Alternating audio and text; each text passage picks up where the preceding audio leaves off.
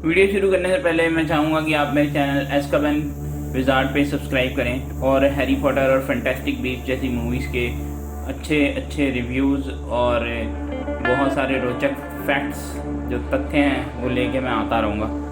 तो शुरू करते हैं आज का टॉपिक, और टॉपिक है क्राइम्स ऑफ ग्रिंडेलवाल्ड का एंड।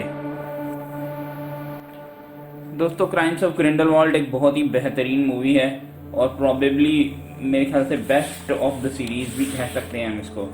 और इस मूवी में जूड लॉ और जॉनी डेप जैसे ज़बरदस्त एक्टर एक दूसरे के आमने सामने हैं। तो इस मूवी की शुरुआत में जो सीन आता है उसमें हमने देखा कि ग्रिंडेलवाल्ड कितना ताकतवर मैजिशियन है। उसकी जीभ तक मैजिक से गायब कर दी गई थी और उसको टॉर्चर किया जा रहा था, फिर भी वो किसी जादूगर की सहायता से वहाँ से निकल जाता है और वो जाते समय 8 से 10 औरर को भी मार देता है, पर एक को वो इसलिए छोड़ देता है ताकि वो जाके इन्फॉर्मेशन दे सके कि ग्रिंडेलवाल्ड निकल गया है।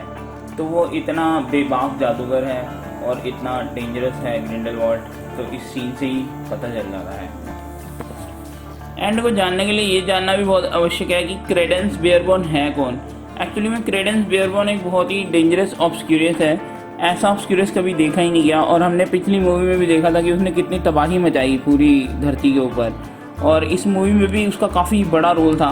तो क्रेडेंस जो ऑब्सक्यूरियस है, और वो ऑब्सक्यूरियस ऐसा ऑब्सक्यूरियस है जिसे कंट्रोल करना बहुत बड़े जादूगरों के बस की ही बात है। तो वही डंबलडोर को मार भी सकता है, तो शायद इसीलिए ग्रिंडेलवाल्ड उसको अपनी साइड करना चाहता है और इसके लिए वो उसको भाई बता के भड़का रहा है, ये भी हो सकता है। तो ग्रिंडेलवाल्ड का दिमाग कहाँ जा रहा है ये शायद हमें अगली मूवी में ही पता चलेगा, लेकिन हमारे गेसेस तो यही कहते हैं। तो आज हम बात करेंगे इस मूवी में एंड कैसे हुआ और उस एंड का क्या मीनिंग निकलता है। तो एंड में हमने देखा कि ग्रिंडेलवाल्ड क्विनी और क्रेडेंस बेयरबोर्न को अपनी तरफ कर लेता है, और क्विनी को यह कहकर अपनी साइड कर लेता है कि वह मगलों से नफरत नहीं करता, और क्विनी उसकी बातों में आ जाती है। एक्चुअली में ग्रिंडेलवाल्ड के जो टॉकेटिव स्किल्स हैं वो अनमैच्ड हैं, मतलब वो किसी को भी अपनी तरफ कन्विंस कर सकता है। ग्रिंडेलवाल्ड की सबसे बड़ी खूबी ही यही है। तो एंड सीन में वो क्विनी और क्रेडेंस के साथ दिखाया गया है, और हैरानी की बात यह है कि वो क्रेडेंस को ये बताता है कि तुम डंबलडोर के भाई हो, और इसको प्रूफ करने के लिए वो फीनिक्स बर्ड को दिखाता है, क्योंकि फीनिक्स बर्ड जो है वो मरने के बाद एक डंबलडोर से दूसरे डंबलडोर पे ही जाता है जब वो दोबारा पैदा होता है। तो जैसा कि आप जानते हो कि फीनिक्स अपनी राख से पैदा होता है, तो इससे हम ये पता चला सकते हैं कि आगे क्या होने वाला है, इसके ऊपर हम गैस कर सकते हैं।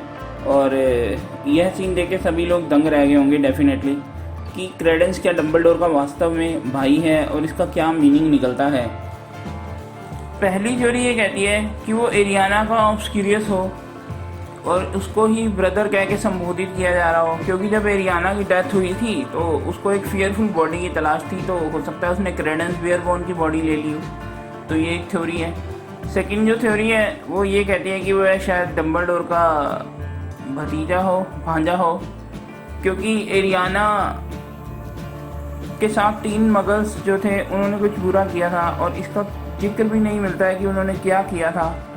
तो हो सकता है कि क्रेडेंस एरियाना का बेटा हो, और हमें जेके रोलिंग ने भी नहीं बताया कि उन्होंने किस तरह का टॉर्चर किया था मगल्स ने, और फिर बाद में जो थे डंबलडोर के फादर ने उन पर अटैक किया था, तो उनको अज़्काबन में जेल हो गई थी इस कारण, और वहीं पे वो मर गए थे जेल में। तो ये भी हो सकता है कि वो एरियाना का बेटा हो। तो ये एक थ्योरी है।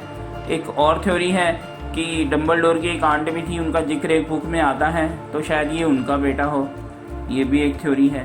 तो ये 3 तरह की थ्योरी दिमाग में आती हैं कि एक्चुअली में वो ब्रदर, उसको जो कहा गया है डंबलडोर का ब्रदर, और एक नाम भी दिया गया है उस ब्रदर का, और वो नाम दिया गया ऑरेलियस डंबलडोर, जो ग्रिंडेलवाल्ड उसको ऑरेलियस डंबलडोर कह के बुलाता है।